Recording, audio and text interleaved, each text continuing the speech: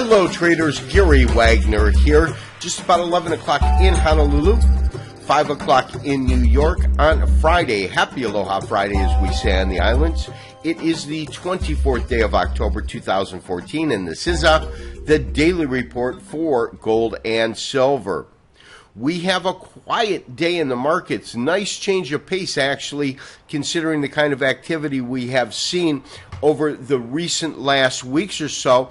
Gold currently trading $1230.41, puts it off roughly $1 to $2 on the day. Now, in terms of the high and low, we have had a low of $12.29 even and a high of $12.33.80. Very, very small range, and as I said, off a couple of dollars on the day. Talk about a quiet range. Silver currently trading up about a penny on the day. That's this little candle here. In terms of the range itself, on the low side, 1707, high 1736. More on silver in a little bit. So traders, the big question is, what direction are we looking for gold to begin to trade in next week? Is next week going to see higher prices or lower prices in gold? And this is kind of how I'm looking at it. When we consider this most recent move down, and this is from, 1322 down to about 1182, we did make a short play in here. I believe we went short at about 21 right in here. We got out as the market touched, but really steamrolled back up. We got out at about 1206. We made some money here. 1208, we went long, and then we got out, of course, at, I believe, 33. We took another stab at 44, but as I saw the market really get top-heavy here, we moved the stop up, so we took like a very, very small $4 loss, and we had a $25 win right before that, and of course our short play was a win. Our last three out of four were winners in terms of our recommendation, but the fact is that once it hit this particular point, the question really is whether or not what we're looking at is something like a rally, a 38% retracement, which is right in line with any kind of bullish model, and then the market moves back up? Or are we simply looking at a small counter trend? In other words, markets moved up, and now we're going to see it start to trade lower. Now, the thing about technical analysis is, of course, that it is a lagging indicator. And so what I mean to say by that is we've had this move, the substantial move up, 1180, 1254. Now we've gotten a 38% retracement. If we see some sort of support come in here, we could look for a continuation or a move back to higher pricing.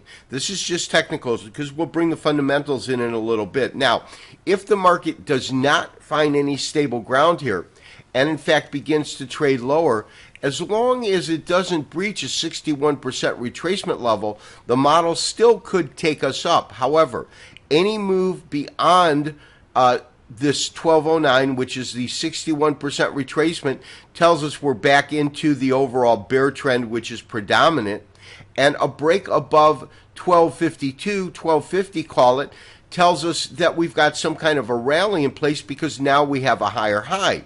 That being said, you can see we've got quite some territory before we can actually determine on a technical basis with any kind of certainty whether or not the market is continuing in this rally or moving back to the predominant bearish rally. So right now we want to see if it breaks below or if it starts to trade back up, and our strategy will act accordingly. I do think that there is room on a technical basis to the upside. Now, why do I say that?